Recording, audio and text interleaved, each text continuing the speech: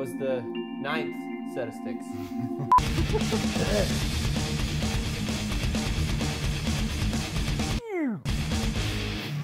Like we said, we were going to do another podcast, and we wanted to highlight one of the rigs that we just put together for shooting the DSLRs in the video mode so that you could get it up on your shoulder. So what we thought we'd do, or what I thought we should do, is talk a little bit about the rig, but Dirk is the actual guy who set it up. So I'm going to just kind of run through some things, and maybe he can fill in some of the finer points as to what we've got going on here, so you can kind of see.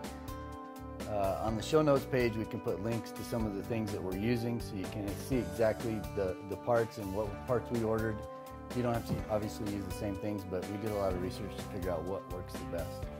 I guess start by telling us where this came from, where the actual shoulder mount, just the base of the unit, started. We did a little bit of research. We found there's Red Rock Micro makes one, and then there's this one, which is K-Vision. This is actually out of a company out of Canada. You can order it on B&H, and it'll be about $50 cheaper.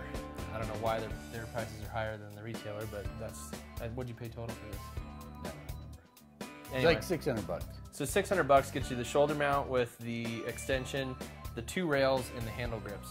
And then also the key to this whole thing is the eyepiece in the back, just for critical focus. And then what we did was we drilled into the mount, this is just all plastic essentially.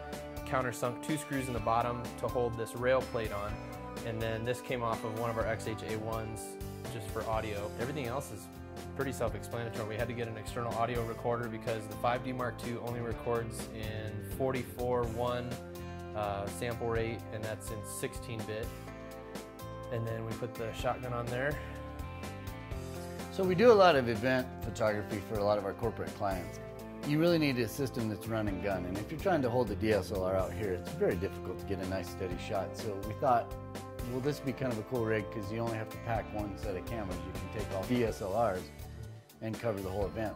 Unless you have something where you can get it up on your shoulder and get solid, it really is not the best way to shoot video if you want to get good quality video. And it is one more step to do it this way, because you do have to marry the audio with the video in your nonlinear editor in your computer, but it's not that hard. We just set sticks every time, or we just clap so we can get the sync on the audio and the video, and then it's pretty easy once you get everything lined up to actually go through there.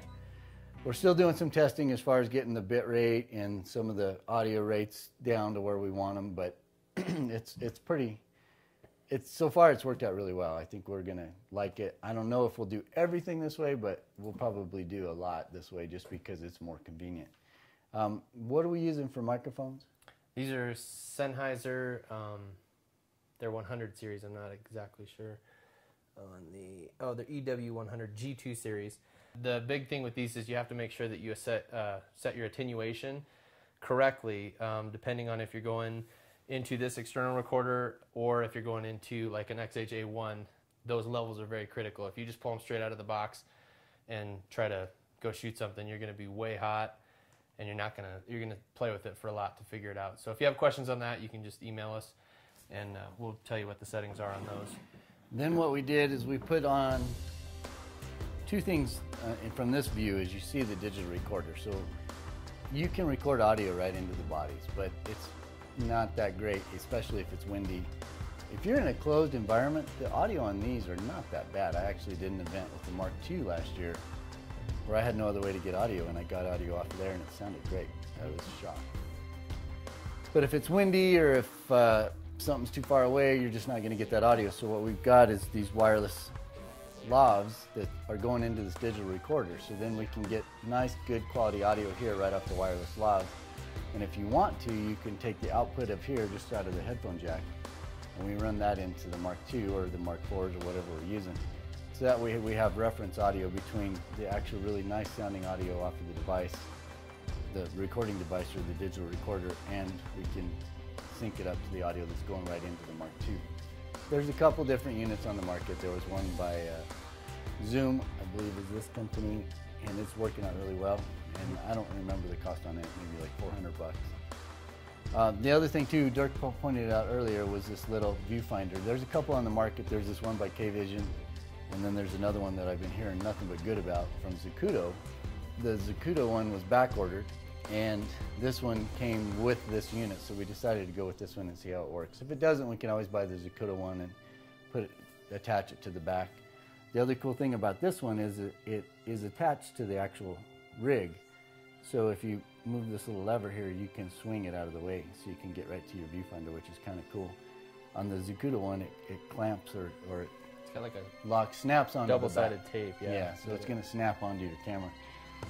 One last thing before we go is we put quick release plates or quick release clamps on all this stuff, so we can just undo a quick release clamp and you've got the audio is all separate. Other than this being attached, we could take it off right now, and this is all a separate unit. So that's kind of cool. And then there's different configurations. Dirk likes it mounted up here, so you can look over. You know, your head's right here, so you can look over and you can see what's going on as far as if it's recording correctly.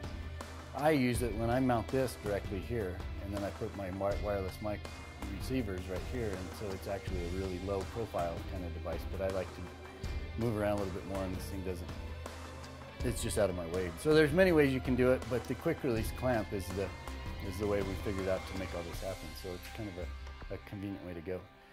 So as we get more of these little things figured out and more of these devices and more just techniques figured out with this thing, we'll continue to do these podcasts just to let you know how we're getting some of this video shot. Anything else? Can you deal with that?